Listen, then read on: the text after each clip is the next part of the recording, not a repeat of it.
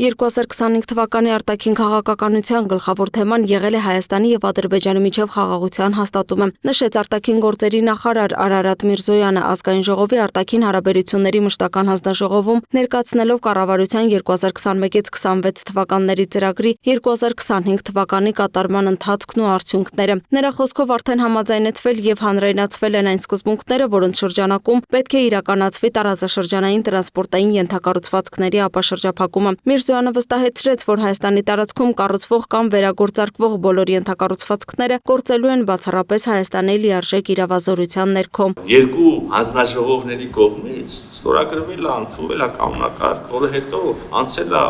ներպետական վավերացման գործընթացները ամեն երկրում իր գործընթացով, այստեղ խորհրդարանն է վավերացել եւ այդտեղ էլ գրված է, որ սահմանազատումը տեղի ունենալու է տրամաբանությամբ, այսինքն Ալմատայով, խորհրդային միության փլուզման պահին եղած սահմաններով նշված է, որ հիմք են ծառայելու բոլոր իրավական ուժ ունեցող վերաբերելի քարտեզներ, էլի շատ ավելի գրագետ ձևակերպմամբ եւ իրավական եւ մի քիչ էլ գուցե ցանցալի ձևակերպմամբ, քան հիմա արժի մեջ բերել, բայց ստեղծված այն ամբողջ հիմքը, որի պայմաններում այլևս գնալ եւ ասել, այ այս մյուս համաձայնագրի այս կետում պետք է անպայման գրենք այսինչ քարտեզ, գուցե արդեն ավելորդ է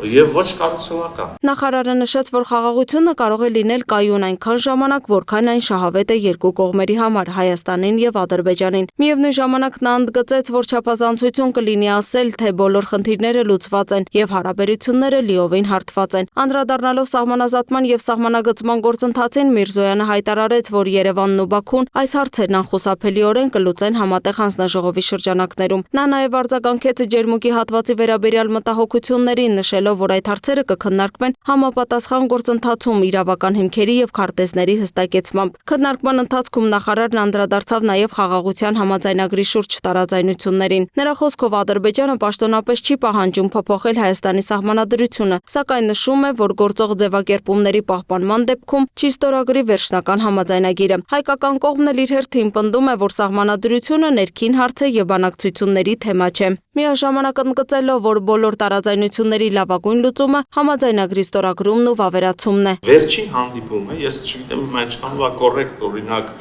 որ մասնափակ հանդիպման այդ տեսակ մանրամասներ ասեն, բայց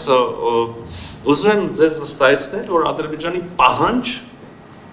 Հայաստանի Հանրապետության նկատմամբ չկա։ Նախարարն անդրադարձավ նաև արտաքին քաղաքականության մյուս ուղղություններին, ընդգծելով, որ հաշվետու տարում Հայաստանը ռազմավարական գործընկերություն է հաստատել մի շարք երկրների՝ Միացյալ Նահանգների, Նիդերլանդների, Լյուքսեմբուրգի, Չինաստանի եւ Ղազախստանի հետ, իսկ Գերմանիայի հետ ձևավորվել է ռազմավարական օրակարգ։ 2025 թվականի դեկտեմբերին ստորագրվել է նաև Հայաստան-Եվրամիություն գործընկերության ռազմավարական օրակարգը, ընդլայնվել է գործակցությունն անվտանգության եւ պաշտպանության ոլորտներում։ Նաև մեկնարկել են համապատասխան խորհրդակցությունները։ Միրզոյանը տեղեկացրեց, որ շարունակվում է առաջընթացը ԵՄ վիզաների ազատականացման ուղղությամբ, իսկ այս տարվա մայիսին Հայաստանը կհյուրընկալի Եվրոպական քաղաքական համայնքի գագաթնաժողովը եւ Հայաստան-ԵՄ առաջին գագաթնաժողովը։ Հայաստանը բավականին արագ պետք է նկատել Եվրոպական միությունից ստացավ վիզաների ազատականացման գործողությունների պլանը, շարունակում է իրականացվել, արդեն ամփոփվել, ավարտին հասցվել Հայաստանի համար դիմակայություն եւ աճ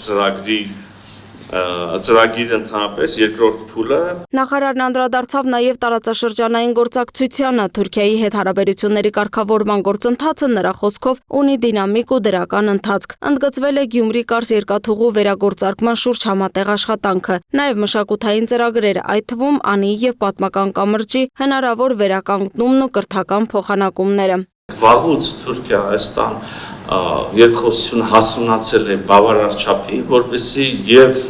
այսինքն զուգահեռ կամ անդին այն գործընթացների, որոնք տեղի են ունենում, նաեւ լինի ամբողջական վերջնարդյունքը, այն է երկու երկրների միջև դիվանագիտական հարաբերությունների հաստատում եւ սահմանի ամբողջական բացում, այստեղ վեճ չկա եւ սա մենք մեր Թուրքիայի գործընկերներին էլ ենք ասում։ Խոսելով ներդրումային ծրագրերի մասին Միրզոյանը նշեց թրիփ նախաձեռնությունը որպես տարածաշրջանային տրանսպորտային եւ տնտեսական գործակցության կարևոր բաղադրիչ։ Նիստում անդրադարձ կատարվեց նաեւ անվտանգության եւ պաշտպանական ոլորտին։ Հայաստանը դիմել է Եվրոպական միությանը խաղաղության եվրոպական հիմնադրամից երրորդ աջակցության համար։ Հիշեցվեց, որ նախորդ աջակցությունները կազմել են 10 եւ 20 միլիոն եվրո։ Հումանիտար ուղղությամբ նախարարը հայտնեց, որ Հայաստանն օգնություն է տրամադրել Իրանին հիմնականում դեղորայքի տեսքով, նշելով, որ դրա մասին լայնորեն չի բարձրաձայնվել։ Լուսինե Գրիգորյան, Տիգրան Ղազարյան, Free News, Ազատ լուրեր։